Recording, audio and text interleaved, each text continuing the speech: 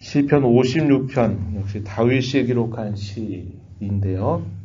표제로 보시면은 다윗의 믹담시, 이걸 금원시 혹은 황금시라고도 부릅니다. 그 내용에 보면 인도자를 따라 요낫 엘림 르호김에 맞춘 노래다. 시를 짓게 된 배경에 대해서는 다윗이 가드에서 블레셋 사람에게 잡힌 때 그것이 배경이 돼서 시를 기록했다, 이렇게 알려줍니다. 요낫 엘림 르호김, 이 말은 멀리서 침묵하고 있는 비둘기라는 뜻을 가지고 있습니다. 성소에서 멀리 떨어져 살면서 하나님의 성소에 있기를 소망하는 마음, 그런 표현들을 우리가 이해할 수 있는 말이고요. 다윗이 도피 생활을 하고 있는 중에 하도 이 사울과 그의 군사들이 다윗을 추격하는 일들을 멈추지 않으니까 그가 당시에 이스라엘의 대적 나라였던 이 블레셋 나라로 일시적인 망명을 하게 됐는데, 그때 지은 자신의 애가라고 이렇게 알려주고 있습니다.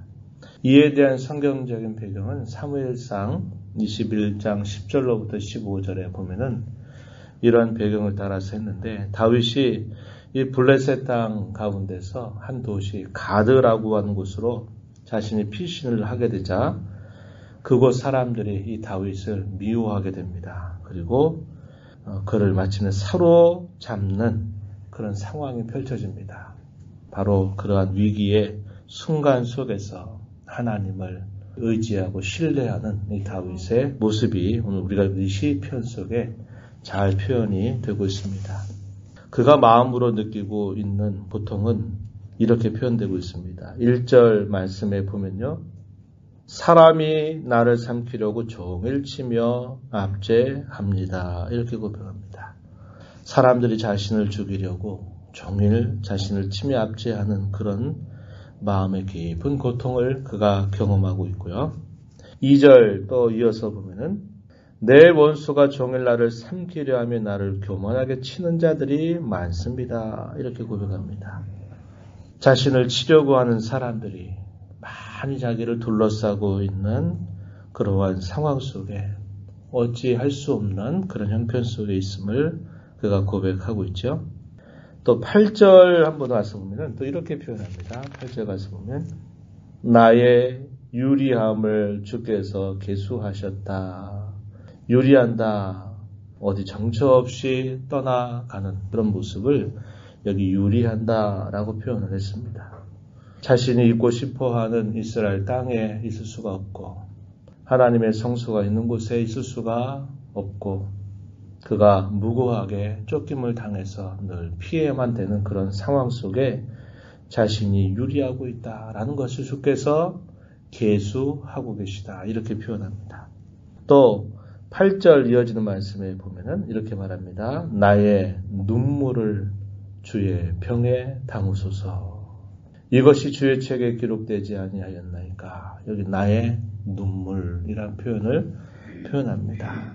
그가 얼마나 많은 눈물들을 그가 하나님 앞에서 흘리고 있는지 병에다가 그것을 담아달라, 이렇게 표현할 만큼 그가 당하고 있는 현실이 참 눈물겨운, 눈물을 많이 흘릴 수밖에 없는 그런 상황 속에 있다는 것을 우리에게 보여주고 있어요.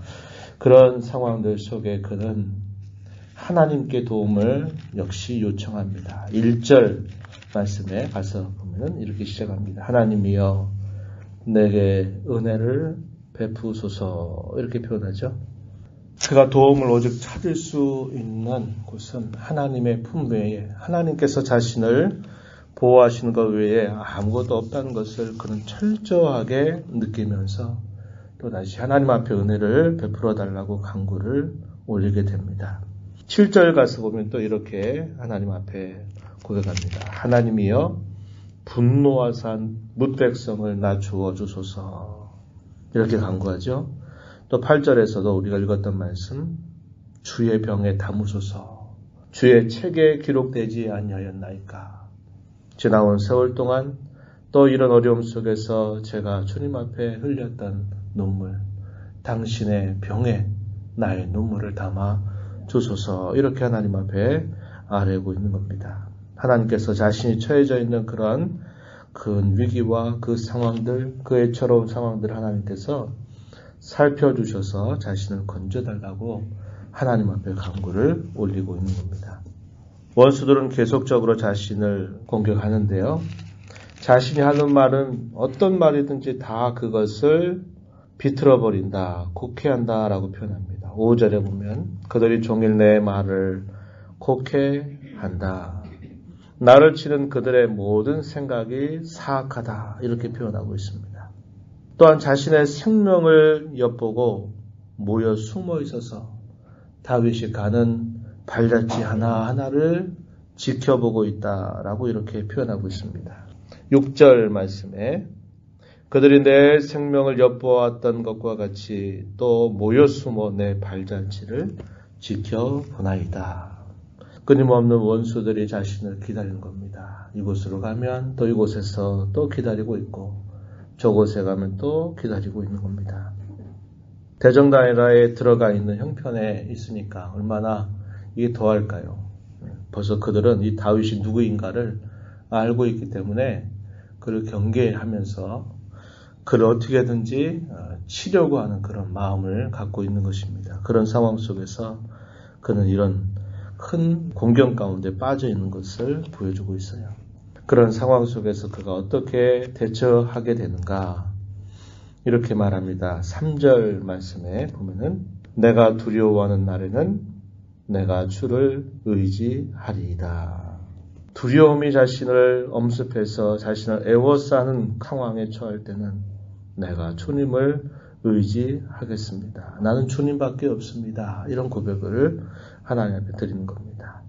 이것은 사실상 우리 모든 성도들에게도 동일한 교훈이 있는 것이죠. 우리가 두려움이 가득하고 불안한 마음 우리 심령 속에 오고 또 우리의 상황이 어려워질 때 우리는 다른 어느 곳을 둘러볼 수 없습니다. 하늘에 계신 하나님을 우리는 바라보고 눈을 들어서 그분을 의지하는 길 외에는 다른 길이 없는 것이죠. 그것을 다윗은 하나님 앞에 표현하죠. 또 4절 가서 보면은 내가 하나님을 의지하고 그 말씀을 찬송하올지라 내가 하나님을 의지하였은즉 두려워하지 아니하리니 혈육을 가진 사람이 내게 어찌 하리까. 하나님을 의지하고 그 말씀을 찬송하겠습니다. 이렇게 표현했습니다. 이 표현이 또다시 후렴구처럼 반복이 되는데요. 10절 한번 가서 보세요. 10절 가서 보면 내가 하나님을 의지하여 그의 말씀을 찬송하며 여호와를 의지하여 그의 말씀을 찬송하리이다. 11절에 내가 하나님을 의지하였은즉 두려워하지 아니하리니 사람이 내게 어찌 하리까. 4절에서 표현된 이 말씀을 10절과 11절에서 또다시 반복하고 있는 다윗의 모습을 보여줍니다. 그것은 더 하나님을 내가 의지하겠다라고 하는 확고한 그의 자세를 분명히 보여주는 표현입니다. 하나님을 의지한다는 게 뭘까요? 그건 다르게 말하면 하나님의 말씀을 따르겠다. 그런 말과 동일한 말입니다. 그래서 우리가 4절에서 읽은 것처럼 하나님을 의지하고 그 말씀을 찬송한다. 이 말은 하나님을 의지한다라고 하는 이 표현이 곧 그분의 말씀을 내가 따르겠다라고 하는 것과 같은 의미라는 것을 우리에게 보여줍니다. 이러한 표현을 무려 2번씩이나 하면서 자신은 하나님을 더 의지하고 바라봅니다. 내가 하나님을 의지해서 그 상황의 두려움을 내가 떨쳐내겠습니다. 이런 고백을 담아냅니다. 그리고 사람이 과연 내게 어떻게 하겠습니까? 하나님이 내 편이 되시니 사람이 과연 어떻게 하겠습니까? 라고 그는 고백하는 것입니다. 9절 말씀에 가서 보면은 이렇게 말해요. 내가 아뢰는 날에 내 원수들이 물러가리니 이것으로 하나님이 내 편이심을 내가 압니다. 이렇게 고백합니다. 또한 그 하나님께 그는 서원을 하고 있는데요. 그 서원의 내용은 12절과 13절에 표현되어 있습니다. 하나님이여 내가 주께 서원함이 있사온즉 내가 감사제를 주께 드릴 것입니다. 주께서 내 생명을 사망에서 건지셨습니다. 주께서 나로 하나님 앞 생명의 빛에 다니게 하시려고 실족하지 아니하게 하지 아니하셨나이까. 감사제를 하나님 앞에 드리겠다고 그는 소원합니다. 자신의 생명을 사망에서 건져주신 그 하나님께 감사제를 하나님 앞에 드리겠다 이렇게 다짐하고요. 자신을 실족하지 않게 하시는 그 하나님의 인도하심을 그는 기뻐하면서 자신이 어떻게 하겠다고 하나님 앞에 소원을 드리느냐. 내가 하나님 앞 생명의 빛에 다닐 것입니다. 이러한 마음을 하나님 앞에 표현을 하고 있는 겁니다. 다윗의 이러한 자세는 우리에게 또 하나의 교훈을 줍니다. 어떤 교훈이냐. 어려움에 처해져 있을 때 그 어려움에서 벗어나게 하는 것만이 그의 목적이 아니라 그 어려움에서 벗어나서 내가 더 하나님을 가까이 하고 하나님의 말씀을 따르겠다라고 하는 결심을 보여준다는 겁니다. 우리의 대개 기도하게 되는 계기는 어려움을 만날 때 하나님의 도움을 또 우리가 반드시 필요로 할 때 우리는 하나님 앞에 도와달라고 간구를 올립니다. 그럴 때 대개 어떤 문제들을 만나게 되고 그 문제 앞에서 그 문제를 잘 해결해 나가는 방향으로 우리가 하나님 앞에 기도하게 될 때가 많아요. 그 문제가 지나가잖아요. 그럼 어떻게 합니까? 아이고 그 문제 잘 지나가도록 하나님 도와주셨다. 감사합니다 주님. 그러고 딱 끝내버릴 때가 많은 거예요. 우리 신앙의 방향이 어떤 문제를 만났을 때 그 문제를 해결하는 것을 목적으로 삼고서 거기까지 가면 된다. 이런 생각을 할 때가 많습니다. 그런데 하나님이 기대하시는 건 뭘까요? 그 문제 해결을 넘어서 더 하나님을 의지하고 더 하나님의 말씀을 따라 살고 여기 표현대로 하나님 앞에 생명의 빛에 다니게 하시기를 하나님은 기대하시는 겁니다. 그래서 우리의 신앙의 목적은 문제에 넘어서 그 문제를 넘어서서 더 내가 하나님의 말씀을 따르고 하나님의 뜻을 행할 목적을 가지고 우리가 신앙생활을 해야 된다 이 말이죠. 근데 대개 거기까지 안 가는 겁니다. 다급할 때는 그 다급한 일의 해결을 위해서 하나님을 의지하고 바라보면서 그 문제가 지나고 나면은 됐다 여기까지 딱 하고 이제 하던 일들을 딱 멈춰버리는 태도로 우리가 하나님 앞에 우리의 태도를 바꿔버릴 때가 너무나 많은 것이죠. 우리의 신앙의 목적은 문제 해결에 있는 게 아니라 그 문제 해결 넘어서 더 하나님을 기쁘시게 섬겨가는 그 일에 목적이 있어야 한다는 것이고 우리가 기도할 때도 역시 그런 목적을 두고 기도해야 합니다. 하나님 오늘 또 내 형편 속에 이런 어려움과 문제가 있습니다. 하나님 도와주십시오. 하나님만이 이 문제를 풀 수 있도록 도와줄 수 있습니다. 간절하게 하나님 앞에 우리가 기도하면서도 그 일을 넘어서서 그로 인하여 내가 더 하나님을 사랑하고 그로 인하여 더 하나님의 뜻을 즐겨 행하는 그런 신앙의 모습이 되게 해달라고 우리가 기도하는 자세를 분명히 배울 수 있어야 합니다. 우리 성도는 어려운 일을 만날 때 그 일에 낙심하지 말고 바로 이때가 더 하나님을 의지하고 찾으라고 할 때인 줄 알고 또 하나님을 의지할 뿐만 아니라 그분의 말씀을 더 가까이 하고 더 나아가서는 그 일로 인하여 내가 더 하나님 앞에 생명의 빛에 행하는 그런 삶이 되도록 간절하게 기도하면서 또 이겨나가는 저와 여러분의 삶이 되어야 할 것입니다. 이런 은혜가 저와 여러분의 인생 걸음에 신앙의 걸음에 늘 함께 하기를 진심으로 바랍니다. 하나님 아버지 감사합니다. 복되고 거룩한 주일 이 새벽 시간 또 저희들을 인도하셔서 찬송하며 말씀의 귀를 기울이며 주신 말씀을 통해 또다시 저희들을 일깨워 주셔서 감사드립니다. 다윗은 계속적인 위기를 만나고 원수들에 둘러싸여져 있는 상황들 속에서 자신은 두려워하는 날에는 내가 주님을 더 의지하겠습니다. 라고 고백합니다.